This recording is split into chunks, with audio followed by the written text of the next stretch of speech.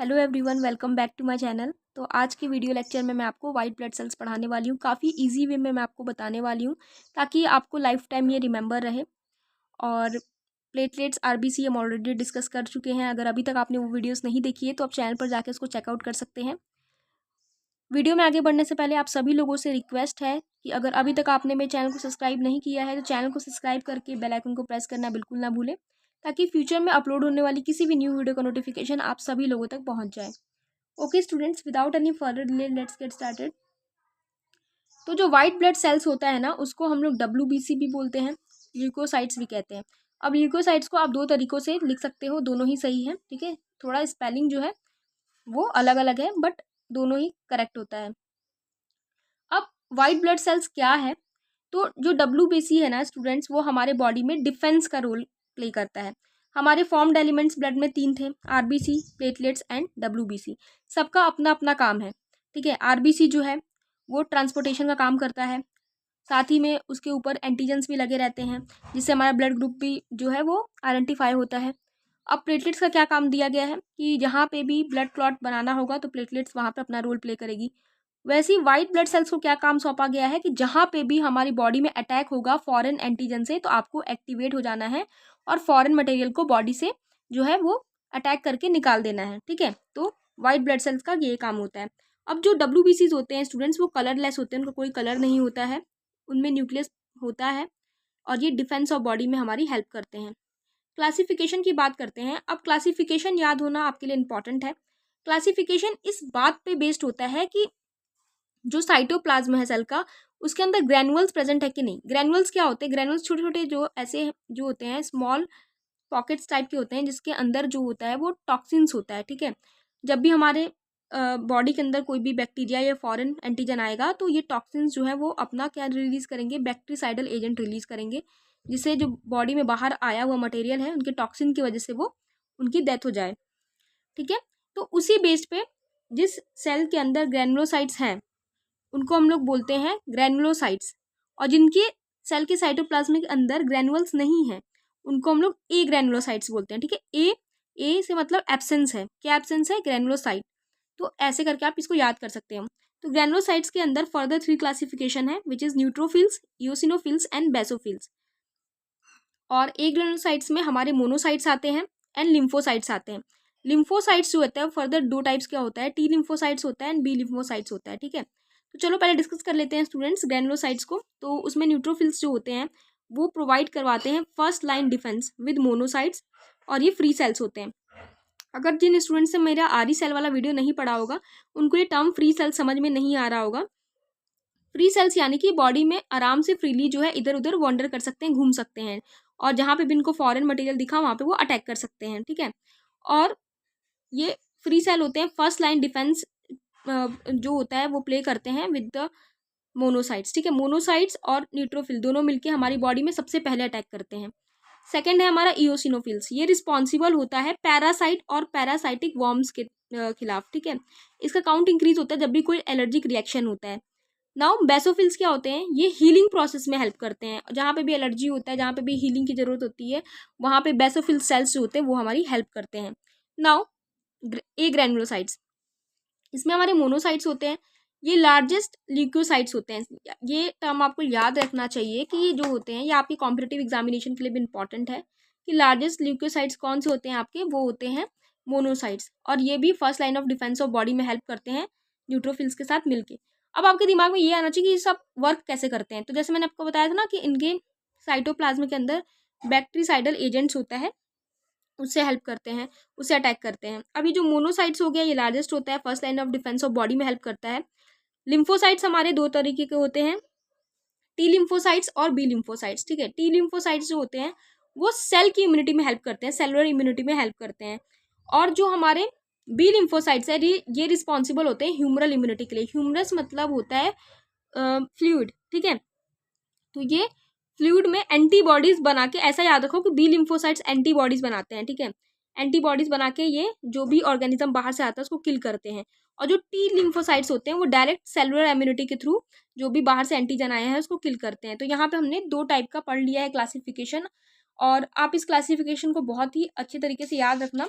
अब देखते हैं कुछ general information, total WBC count कितना होता है, तो टोटल WBC काउंट जो होता है वो हमारा 4000 to 11,000 पर क्यूबिक mm ऑफ ब्लड होता है। अब बात करते हैं लाइफ स्पैन ऑफ WBC। अब ऐसा तो है नहीं कि जो WBC शुरू से हमारे अंदर बना है वही पूरे लाइफ टाइम चले, ठीक है। हर सेल जो होता है उसके एक स्पेसिफिक लाइफ टाइम होता है, उस लाइफ टाइम के बाद जो होता है वो डिस्ट्रॉयड हो जाता है ताकि न्यू सेल जो है वो अपनी एक्टिविटीज़ करें।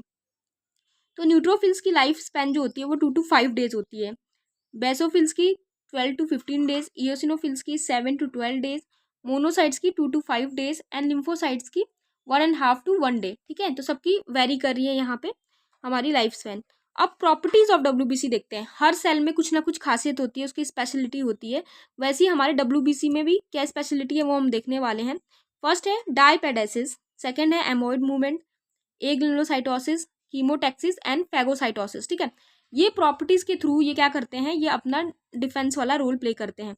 डायपेडेसिस मतलब क्या होता है स्टूडेंट्स, ये एक तरीके का प्रोसेस होता है जिसे WBC जो होता है ना वो स्क्वीज करता है थ्रू नैरो ब्लड वेसल्स। जो पतली पतली हमारी ब्लड वेसल्स होती है ना, ये पतली पतली ब्लड वेसल्स हैं, ठीक है, उससे भी जो है हमारे जो WBC है वो स्क्वीज करके मतलब खुद को एडजस्ट करके ऐसे पतला होके उसके थ्रू बाहर निकल सकती हैं। तो ये इनकी एक प्रॉपर्टी होती है डायपेडेसिस। एम्बॉयड मूवमेंट क्या होता है, जो हमारे न्यूट्रोफिल्स होते हैं, मोनोसाइट्स होते हैं, लिम्फोसाइट्स होते हैं, वो एमोइड मूवमेंट्स को शो करते हैं। इसमें क्या होता है, कैरेक्टराइज होता है ये by protrusion of cytoplasm and change in shape.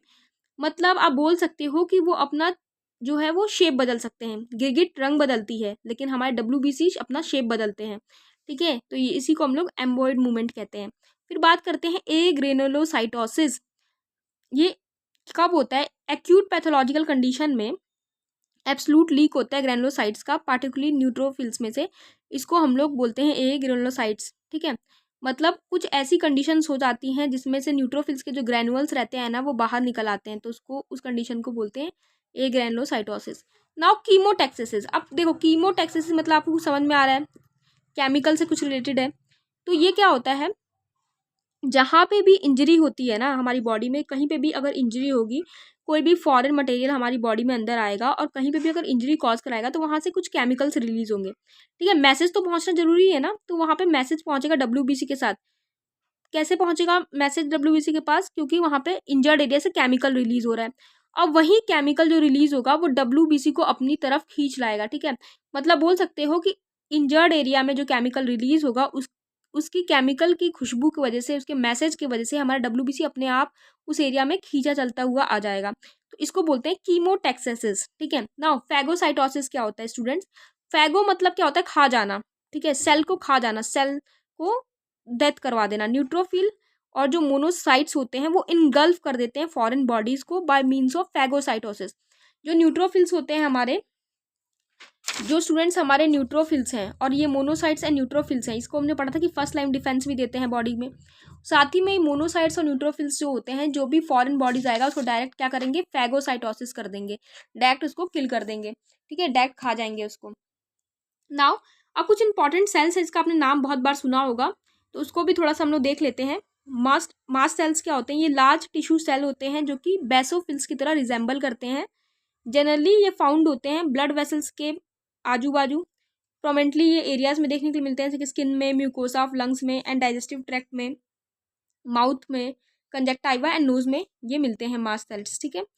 उसके बाद बात करते हैं पस सेल्स की। तो ये डेड WBC होता है, मतलब जब लड़ाई करता है वो मतलब जो एंटीजन आती हैं, फॉरेन एंटीजन्स आते हैं, ठीक है, तो WBC लड़ाई करता है, उससे फाइटिंग होती है पूरा। और जब WBC मर जाते हैं और उनसे टॉक्सिन रिलीज होते हैं फ्रॉम बैक्टीरिया, उनके से WBC की मौत हो जाती है और वो पस के फॉर्म में फॉर्म हो जाते हैं, जिसमें हमारा सब कुछ ट्रैप रहता है, प्लेटलेट्स भी, सब कुछ जिनकी भी कुर्बानियाँ होती हैं वो सब पस सेल के अंदर रहती हैं, ठीक है।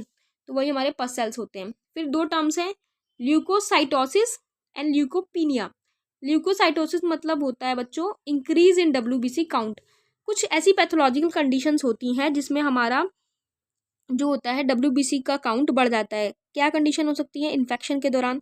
क्यों बढ़ेगी, क्योंकि इन्फेक्शन में, एलर्जी की कंडीशंस में हमारे WBC को लगता है कि अरे फॉरेन अटैक हुआ है, फॉरेन एंटीजन्स आए हैं, उनको अटैक करने के लिए हमें अटैक करना होगा, तो बहुत सारे नंबर्स वो अपना बढ़ा लेते हैं, ठीक है। तो इन्फेक्शन कंडीशन में बढ़ जाता है, एलर्जी कंडीशन में, कॉमन कोल्ड जब हमने हुआ रहता है तब बढ़ता है, टीबी के टाइम, ग्लैंडुलर फीवर के टाइम, ठीक है। एंड ल्यूकोपीनिया जो होता है वो डिक्रीज होता है WBC काउंट में। तो ये कब होता है? पैथोलॉजिकल कंडीशन में, एनाफिलेटिक शॉक में, सिरोसिस ऑफ लिवर की कंडीशन में, स्प्लिन डिसऑर्डर में, टाइफाइड में एंड पैराथाइफाइड की कंडीशन में, वायरल इन्फेक्शन में, पर्नीशियस एनीमिया में WBC काउंट जो होता है वो डिक्रीज हो जाता है। तो यहाँ पे स्टूडेंट्स हमने कवर कर लिया है वाइट ब्लड सेल्स को। अभी इसमें काफ़ी कुछ बचा हुआ है।